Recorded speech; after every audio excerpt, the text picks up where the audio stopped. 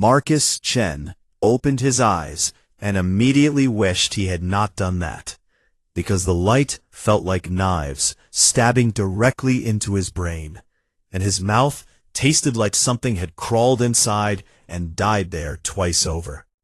He tried to remember where he was, but his memories were gone and replaced by a thick fog of confusion and pain that pulsed behind his eyes with every heartbeat he could feel in his skull. The ceiling above him was not the rusty metal panels of his cargo ship, and it was not the cheap plastic tiles of any station bar he had ever passed out in before. No, this ceiling was made of something that looked like living crystal, and it glowed with soft purple light that shifted and moved like water flowing through glass. Marcus sat up slowly, and his stomach protested violently, but he managed to keep everything inside where it belonged. He looked around the room, and his jaw dropped open, because this was the biggest bedroom he had ever seen in his entire life. The bed he was lying on could fit 20 people, and the sheets felt like they were woven from clouds and money.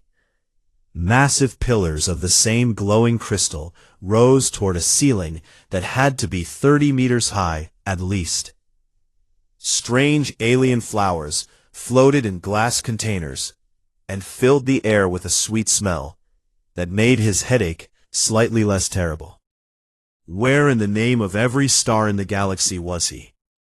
The last thing Marcus remembered was landing his cargo hauler on some backwater planet for repairs and finding a festival happening in the main city. There had been music and dancing and some very friendly aliens who kept handing him cups of glowing purple liquid that tasted like heaven mixed with fire.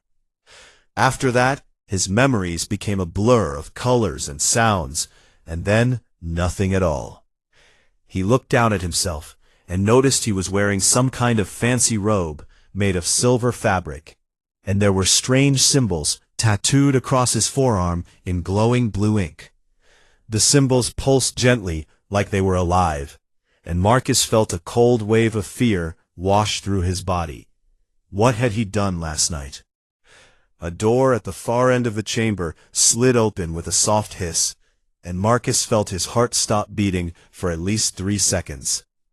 A woman walked into the room, but calling her a woman felt wrong, because she was clearly not human.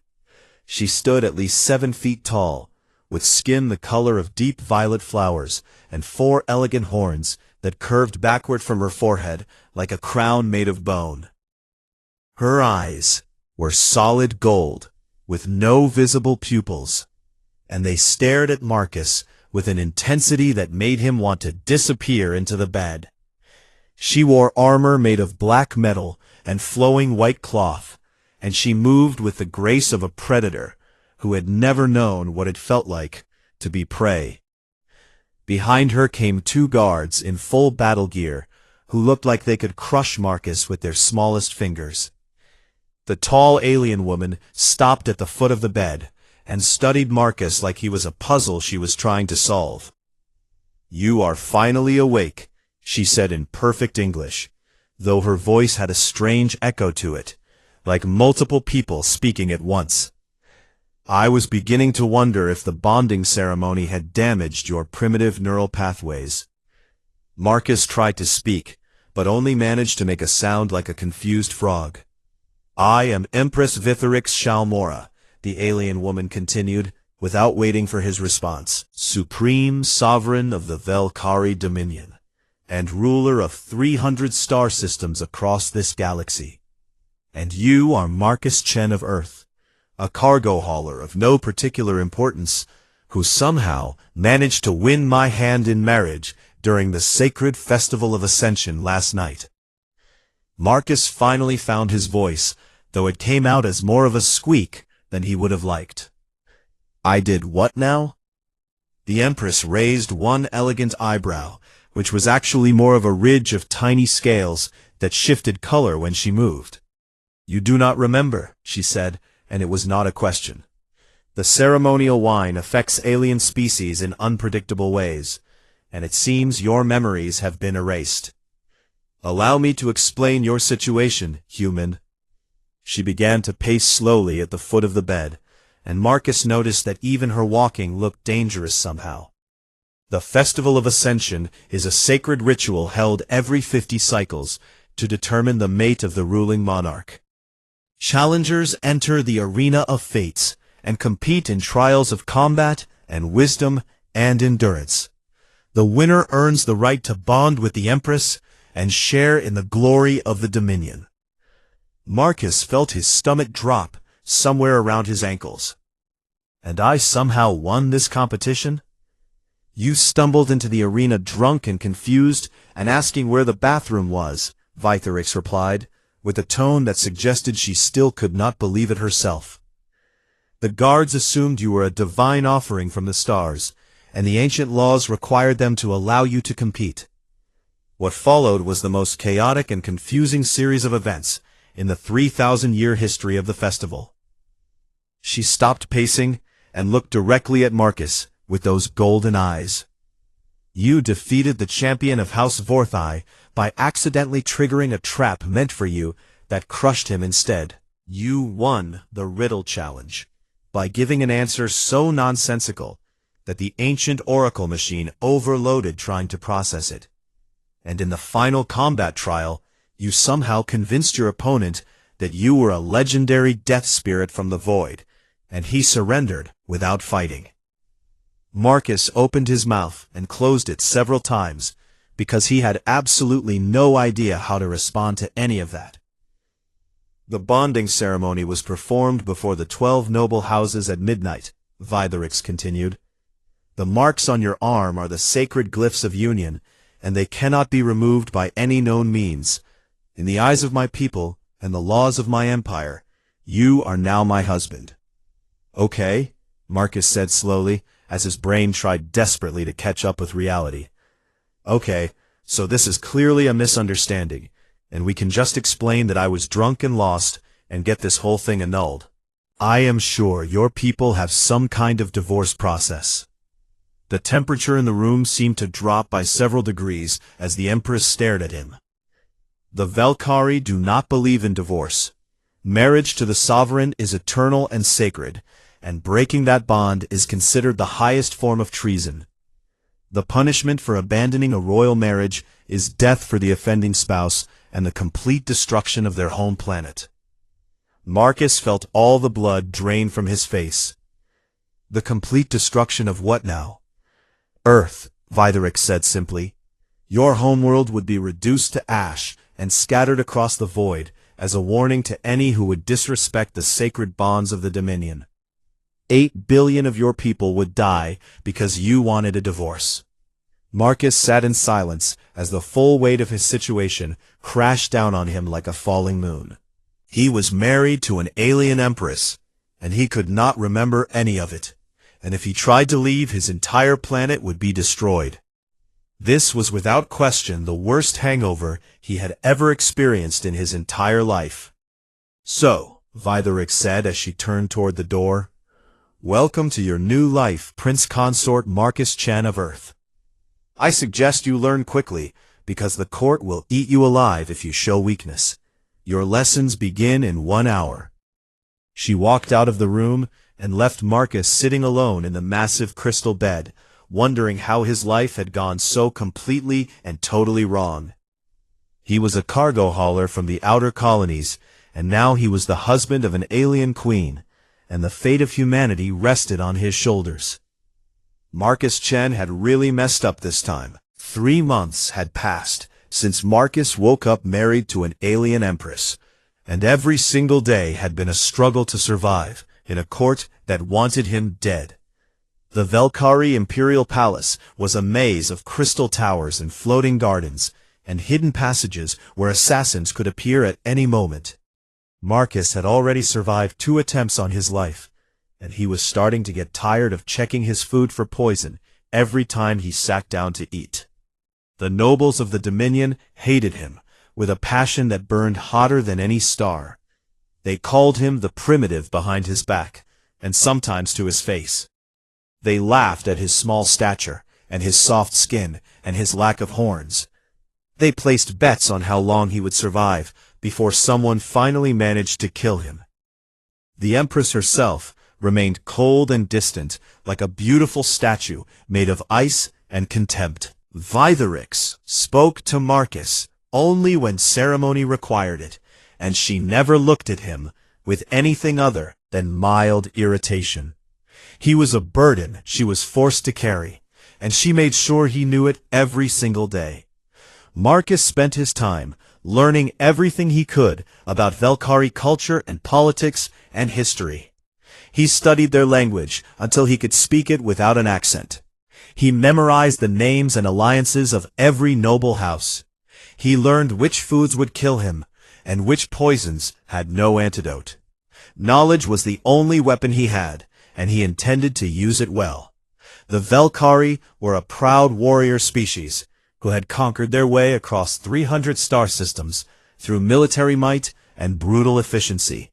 They valued strength above all else and saw adaptation as weakness. Their tactics had not changed in 1,000 years because they believed their way was already perfect. Marcus found this fascinating and also deeply stupid. On Earth, humans had learned long ago that the universe did not care about pride or tradition.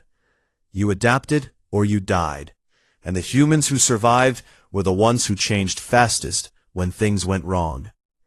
The Velkhari had never faced a true challenge to their dominance, so they had grown rigid and complacent, like an old tree that looks strong but was rotting from within. Marcus kept these observations to himself because insulting your hosts was generally a bad survival strategy. The breaking point came during a formal dinner with representatives from all 12 noble houses. Marcus sat in his assigned seat at the far end of the table, while the nobles discussed trade agreements and military deployments in voices loud enough to make sure he could not hear. Lord Krathvex of House Mordan was the worst of them, and he made no secret of his hatred for the human prince. He was enormous even by Velkhari standards, with 6 horns instead of 4, and scars covering half his face from ancient battles. He had been a champion in 5 previous festivals of ascension, and he had expected to win the most recent one before Marcus stumbled into the arena and ruined everything. "The primitive stinks of fear," Krathvex announced loudly enough for the entire hall to hear. "I can smell it from here, like rotten meat left in the sun. Perhaps we should put him in a cage where animals belong." The other nobles laughed, and Marcus felt his face grow hot with anger and embarrassment. Vitherix sat at the head of the table with her golden eyes fixed straight ahead, and she said nothing in defense of her husband. The message was clear, and Marcus understood it perfectly. She would not protect him from the wolves, and he would have to survive on his own. "Lord Krathvex," Marcus said in perfect Velkhari as he rose from his seat, "your words wound me deeply, and I must demand satisfaction." The hall fell silent, as every noble turned to stare at the tiny human who had just challenged one of the greatest warriors in the Dominion. Krathvex laughed so hard that wine sprayed from his mouth. "You challenge me, little creature? I will crush your skull with one hand and mount it on my wall."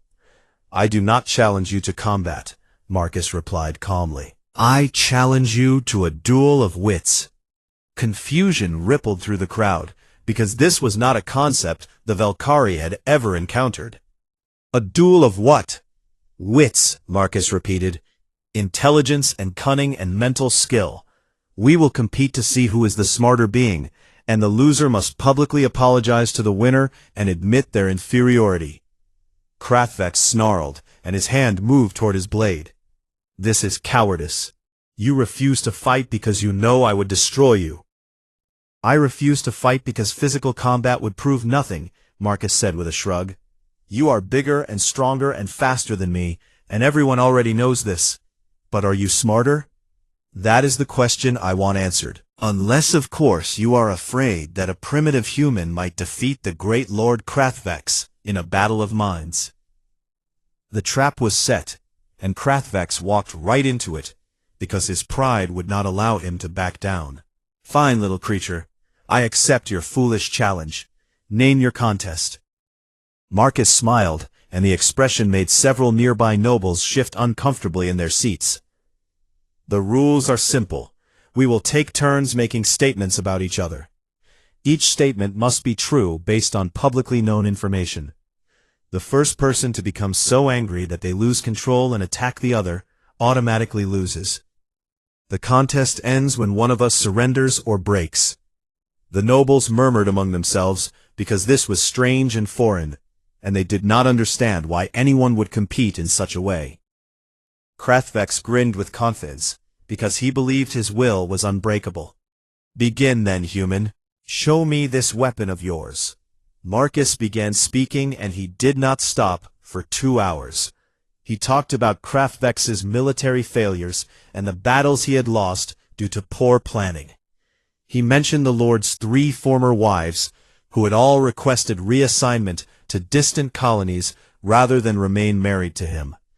He brought up the embarrassing incident at the Festival of Moons, where Krathvex had gotten drunk and tried to fight a statue. He discussed the rumors about his inability to produce heirs, and the whispers that his house was dying. Every word was true, and every word cut deeper than any blade. Krathvex tried to respond, but Marcus kept redirecting and deflecting and turning every insult back around. When the Lord called him weak, Marcus agreed enthusiastically, and then asked why such a strong warrior felt threatened by a weak human. When he was called primitive, Marcus thanked him for the compliment, and explained that primitive species had to be clever to survive, unlike advanced species who grew lazy and soft. The nobles watched in shocked silence as the tiny human systematically dismantled one of their greatest warriors, using nothing but words. Finally, Krathvex could take no more, and he lunged across the table with murder in his eyes, but Marcus simply stepped aside and let him crash to the floor. "Lord Krathvex has lost control and attacked me," Marcus announced to the silent hall. "By the rules he agreed to, he has lost the duel and must apologize for his insults against me." The silence stretched for a long moment, and then Vitherix spoke for the first time. "The human speaks truth. Lord Krathvex, you will apologize or face the consequences of breaking your sworn word." Krathvex lay on the floor with rage and humiliation burning in his eyes, but he had no choice. "I apologize," he growled through clenched teeth. Marcus nodded graciously and returned to his seat as if nothing unusual had happened. That night, as he walked back to his chambers, he passed Vitherix in the corridor, and for the first time, she looked at him with something other than contempt. "That was well done, human," she said quietly. "Perhaps you are not as useless as I believed." She walked away before he could respond, but Marcus allowed himself a small smile. It was not much, but it was progress, and in a court full of enemies, progress was everything. The warning sirens woke Marcus from a deep sleep, and he knew immediately that something terrible had happened.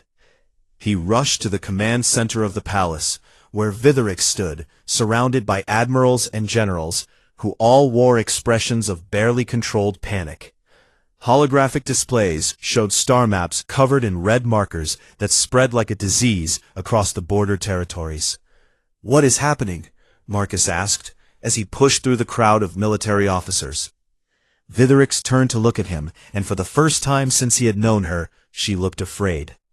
"The Kethvor swarm has returned." Marcus felt ice form in his stomach, because he had read about the swarm in his studies. They were a hive-mind species of insectoid creatures that consumed everything in their path. The Velkari had fought a devastating war against them centuries ago, and barely won. And the victory had cost them a quarter of their territory, and billions of lives. Everyone believed the swarm had been destroyed, but now the displays showed them pouring out of the void in numbers that defied imagination. 3 frontier worlds have already fallen, one of the admirals reported grimly. The swarm consumes the population and uses the biological matter to create more soldiers. Every planet they take makes them stronger. Then we will crush them, another general declared. The Dominion fleet is the most powerful military force in the galaxy. We will meet them in honorable combat and destroy them. Marcus watched the tactical displays and felt a growing sense of dread because something about the Valkyrie strategy seemed deeply wrong. "How do you plan to engage them?" he asked quietly. The admirals looked at him with irritation, because what could a human possibly understand about warfare? "We will form our standard battle lines and advance on their main fleet," the lead admiral explained with obvious condescension. "When they engage, we will use our superior firepower to overwhelm them. It is the same strategy that has won us every war for 1,000 years. And you will lose," Marcus said. The room fell silent, and every eye turned to stare at the small human who had just insulted their entire military tradition. Vitherix stepped forward, with her golden eyes narrowing. "Explain yourself, human." Marcus took a deep breath, because he knew he was about to make a lot of enemies. The swarm does not care about honor or glory or dying well. They are a hive mind, which means every single creature shares one consciousness, and they will sacrifice 1,000,000 soldiers to kill one of yours without hesitation. Your rigid formations and predictable tactics are exactly what they want, because they can calculate your moves before you make them. "You dare to lecture us on combat?" one of the generals snarled. "We have fought wars longer than your species has existed." "And the swarm has beaten you before," Marcus replied calmly. "They nearly destroyed you, and you only won because their hive queen was killed by accident during a retreat. You did not defeat them through strategy, and you cannot defeat them through strategy now, because your strategy is terrible." The admirals looked ready to execute him on the spot, but Vitherix raised one hand, and silence fell. "What would you suggest, human?" Marcus walked to the holographic display and began pointing at different positions. "You need to stop thinking about this as a battle and start thinking about it as pest control. The swarm has numbers, but they have weaknesses too. They communicate through pheromone signals which can be disrupted. They are drawn to certain frequencies of light, which can be used to lure them into traps. And they have no concept of deception, because a hive mind cannot lie to itself." He began outlining tactics that made the admirals physically uncomfortable. "Hide your ships in asteroid fields and attack their supply lines. Use fake distress signals to draw them into ambushes. Seed planets with biological weapons before they can be consumed. Retreat when they advance and attack when they retreat. Never fight fair, because fair fights favor the side with more soldiers, and they will always have more soldiers than you." "This is dishonorable," one of the generals protested. "The Valkyrie do not hide and sneak like cowards." "The Valkyrie will die with honor then," Marcus replied bluntly. "Your choice." Vitherix studied the tactical display for a long moment, and then made a decision that shocked everyone in the room. "We will try the humans' way." The Empress took personal command of the defense fleet, and against all tradition, she brought Marcus with her. The admirals complained, and the generals protested, but Vitherix ignored them all, because she understood something they did not. Pride meant nothing if everyone was dead. The Battle of Korath Station was the turning point of the war. The swarm fleet outnumbered the Valkyrie 3-1, and their initial assault was devastating. Ships exploded, and warriors died, and for a terrible hour it seemed like the Dominion would fall. But then Marcus's tactics began to work. Hidden minefields detonated among the swarm formations, and killed thousands of creatures instantly. Fake retreat signals lured swarm clusters into kill zones, where concentrated fire destroyed them. Electronic warfare disrupted their pheromone communications and left entire sections of their fleet flying blind. The swarm had never faced an enemy that refused to fight fairly, and they did not know how to adapt.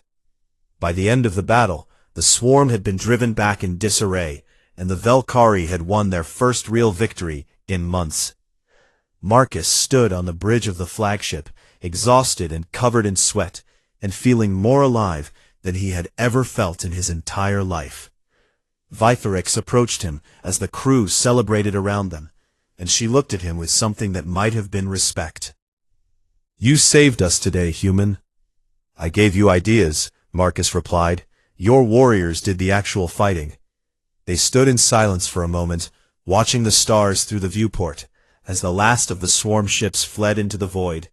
"Why do you fight for us?" Vitherix asked quietly. "We forced you into this marriage, and threatened your homeworld, and treated you like a prisoner.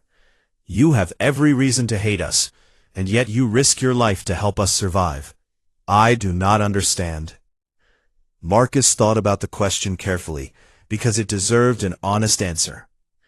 "Because hatred takes too much energy, and I would rather spend that energy on something useful. And because your people are not evil, just different, and maybe if I help you survive, you will learn to be a little less terrible. And because," he paused and smiled slightly, "my survival is tied to yours now, and I am not ready to die." Vitherix made a sound that might have been a laugh. "You are a strange creature, Marcus Chen." "So I have been told." They talked through the night about strategy and politics, and eventually about themselves. Vitherix told Marcus about her mother, who had died when she was young, and the burden of ruling an empire she never asked for. Marcus told her about Earth and his dreams of exploration, and how he had ended up hauling cargo instead of discovering new worlds. For the first time, they saw each other not as captor and prisoner, but as two people trapped by circumstances beyond their control. When dawn came, and the stars began to fade, Vitherix asked Marcus a question no one had ever asked her. "What do you want, Marcus? If you could have anything, what would it be?" He told her the truth. "I want to go home." Vitherix nodded slowly, and her expression became sad. "I wish I could let you, but the laws bind us both. Perhaps someday things will change." It was not freedom, but it was understanding, and for now, that was enough. Victory had made Marcus a hero, but heroism in the Velkhari court was more dangerous than failure. The war against the swarm continued, and Marcus's unconventional tactics kept winning battles that should have been impossible. Soldiers who had once mocked him now spoke his name with respect. Common citizens painted murals of the human prince on their walls. Even some of the noble houses had begun to see value in keeping him alive. But the more influence Marcus gained, the more enemies he made among those who feared change. High Inquisitor Thalvex was the leader of the traditionalist faction, and the most dangerous being in the entire Dominion. He had served 3 generations of empresses, and his knowledge of ancient law and sacred ritual made him nearly untouchable. His followers believed that Velkhari culture was perfect and eternal, and that any outside influence was a corruption that must be purged. Marcus knew Thalvex hated him, but he did not understand how deep that hatred ran until the night the Inquisitor came to his chambers. The door slid open without warning, and Thalvex entered with 2 hooded priests flanking him. His face was hidden behind a mask of black metal, and his voice echoed with cold authority. "Human, we must speak privately." Marcus rose from his desk where he had been studying fleet movements, and forced himself to remain calm. "High Inquisitor, what an unexpected pleasure. Should I call for the Empress?" "The Empress must not know of this meeting," Thalvex replied, as he waved his hand and the priests sealed the room with some kind of privacy field. "What I am about to offer you could change everything." Marcus felt the hairs on the back of his neck stand up, because nothing good ever followed words like those. "I am listening." Thalvex reached into his robes and produced an ancient scroll covered in faded symbols. "I have found a loophole in the sacred laws. A provision written by the first Empress herself that allows for the annulment of a royal marriage under specific circumstances. Marcus felt his heart skip a beat, because annulment meant freedom. He could go home and see Earth again, and leave this insane alien court behind forever. What circumstances? The provision states that if a royal spouse publicly admits that the marriage was a mistake, and declares their species' unworthiness of union with the Valkyrie, the bond can be dissolved. You would be exiled rather than executed, and your homeworld would be spared. The offer was almost too perfect, and that made Marcus suspicious. What is the catch? Thalvex made a sound that might have been a laugh. Clever human, yes, there is a cost. Your declaration would need to be made before the Council of Ancestors, and you would need to publicly humiliate the Empress. You would say that humans are primitive and inferior, and that you deceived your way into the sacred ritual. The shame would fall on Vitherix, and she would lose the support of the moderate houses. Marcus understood now what Thalvex was really offering. This was not about freeing him from an unwanted marriage. This was about destroying Vitherix and seizing power for the traditionalist faction. And if I refuse? The temperature in the room seemed to drop as Thalvex stepped closer.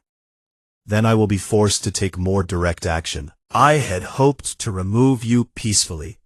But if you insist on corrupting our sacred empire with your human ideas, I will have no choice but to eliminate the threat you represent. He pulled something from his robe and held it up for Marcus to see. It was a small device covered in strange organic material that pulsed with sickly green light. Do you know what this is, human? It is a swarm beacon, one of the Hive's communication devices recovered from a battlefield. If I activate this, the swarm will know the exact location of Velkara Prime, and they will send everything they have to consume it. Marcus felt cold horror wash through his body. You would destroy your own homeworld just to stop me? I would burn the entire galaxy to preserve the purity of our culture, Thalvex replied without hesitation. But do not worry. When the swarm arrives, I will make sure everyone knows that it was your fault. The human spy who betrayed us all. Your name will become a curse, and humanity will be hunted to extinction as punishment for your treachery. Marcus had approximately 3 seconds to make a decision. He could accept the deal and go home, but Vitherix would fall, and the Dominion would collapse into civil war while the swarm consumed what remained. Or he could refuse, and Thalvex would destroy everything anyway, and blame it on humans. Neither option was acceptable, so Marcus chose a third path. He grabbed a ceremonial blade from the wall and threw himself at the High Inquisitor. The next few minutes were chaos. Thalvex was old, but he was still Valkyrie, and his reflexes were faster than any human. He dodged the initial attack, and his priests moved to intercept.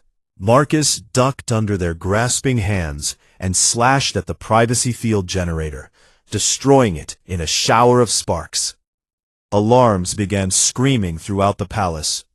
Marcus ran through corridors he had memorized during his months of study with Thalvex, and his priests close behind. He needed to reach Vitherix before the beacon could be activated, but the Inquisitor had planned well, and guards loyal to the traditionalist faction blocked every direct path. He fought when he had to, using tricks and misdirection to compensate for his physical weakness. He led pursuers into traps and used the palace architecture against them. He remembered every lesson he had learned about Valkyrie combat and applied them in ways his teachers had never imagined. The chase led to the Chamber of Ancestors, where Vitherix was meeting with military commanders to plan the next offensive. Marcus burst through the doors, with blood running from a cut on his forehead, and immediately shouted a warning. The High Inquisitor has a swarm beacon. He plans to destroy the planet and blame it on me. Thalvex entered moments later with the beacon in his hand, and madness burning in his eyes. The human lies. He is a spy who has been working with the swarm from the beginning. I discovered his treachery, and he attacked me to prevent the truth from being revealed. Vitherix looked between Marcus and Thalvex, and Marcus could see uncertainty in her golden eyes. Thalvex had served her family for generations, and Marcus was still an outsider. I know I have no reason to expect your trust, but think about what I have done since I arrived. I have fought for the Dominion, and I have saved Velkhari lives, and I have never asked for anything in return. Why would I betray you now?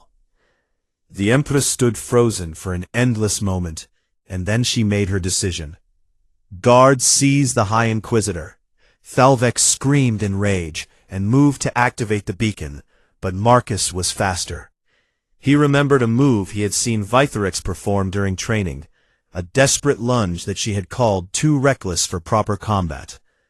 He threw himself forward, with every bit of strength his human body possessed, and knocked the beacon from Thalvex's hand. It shattered on the floor, and released a burst of green light that faded into nothing. The priests tried to fight, but the guards overwhelmed them quickly, and within moments, Thalvex was on his knees in chains. Vitherix walked slowly toward Marcus, and for a terrible moment, he thought she might still believe Thalvex's lies. Then she reached out and touched his face gently, where the blood was dripping from his wound. You saved us again, Marcus. It was the first time she had ever called him by his first name. I made a choice, he replied simply. I chose to stay. Something shifted between them in that moment, and Marcus knew that nothing would ever be the same. 1 year had passed since Marcus Chen stumbled drunk into an alien arena and accidentally married an empress. The war against the swarm was finally over.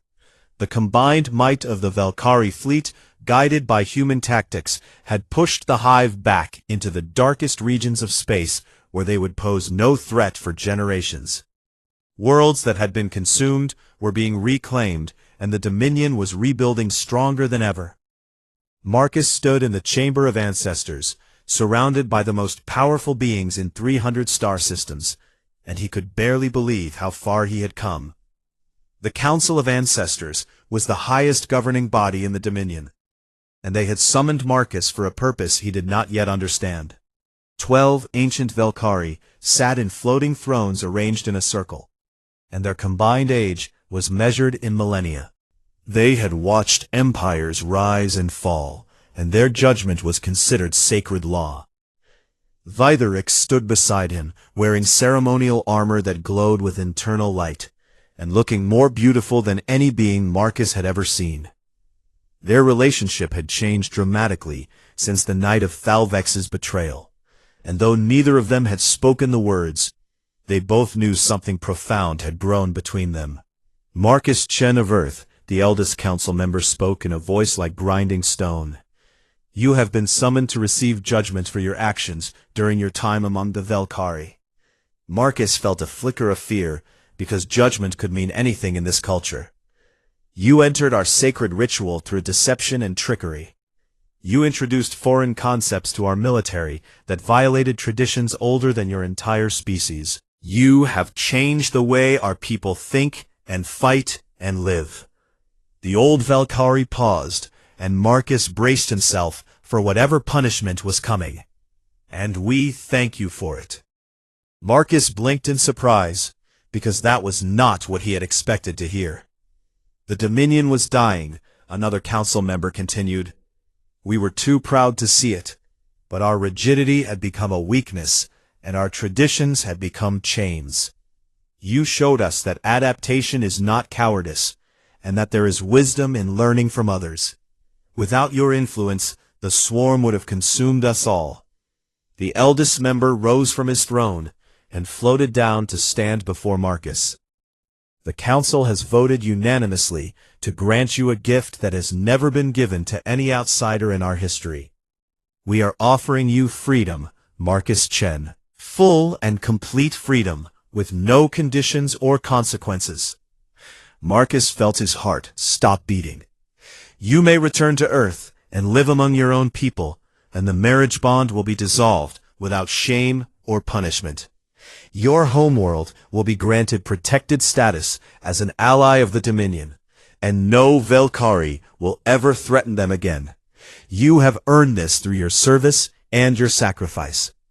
The chamber fell silent as everyone waited for Marcus to respond. He thought about Earth, with its blue oceans and green forests, and the billions of humans living their lives without any idea of what he had done for them. He thought about his cargo ship sitting in a hangar somewhere, probably covered in dust and forgotten. He thought about the life he had lost and the dreams he had abandoned. Then he looked at Vitherix and saw something in her golden eyes that made his decision easier than he ever imagined it would be. "I respectfully decline the Council's generous offer." Gasps echoed through the chamber, and even the ancient council members looked shocked. "You refuse freedom?" the eldest demanded.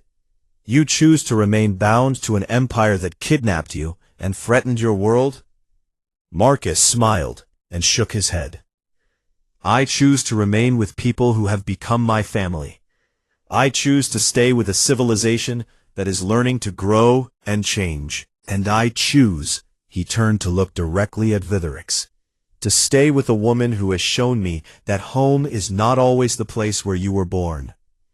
Vitherix's eyes widened, and for the first time since Marcus had known her, she looked completely and utterly surprised. "Marcus, what are you saying?" He took her hands in his and marveled at how natural it felt, despite the difference in their sizes. "I am saying that I love you, Vitherix. I know this marriage started as an accident, and I know neither of us wanted it. But somewhere along the way, my feelings changed.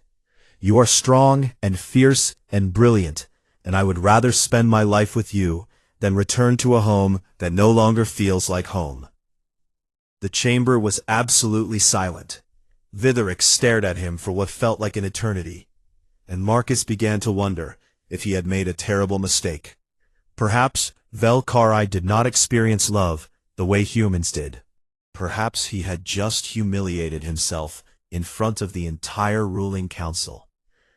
Then Vitherix did something no one had ever seen an empress do before. She laughed. It was a sound of pure joy that echoed through the ancient chamber and made even the stoic council members smile. "You absurd, impossible, wonderful human," she said, as she pulled him into an embrace that lifted him off his feet. "I have been trying to find the words to tell you the same thing for months, but I was afraid. Afraid that you would reject me. Afraid that your feelings were just gratitude or survival instinct. Afraid that I had imagined everything I thought I saw between us." She set him down, but kept her arms wrapped around him. "I love you too, Marcus Chen of Earth. Against all logic and tradition and common sense, I have fallen in love with a tiny soft alien who stumbled into my life and refused to die no matter how hard the universe tried to kill him." The council members exchanged glances, and the eldest one made a sound that might have been a chuckle.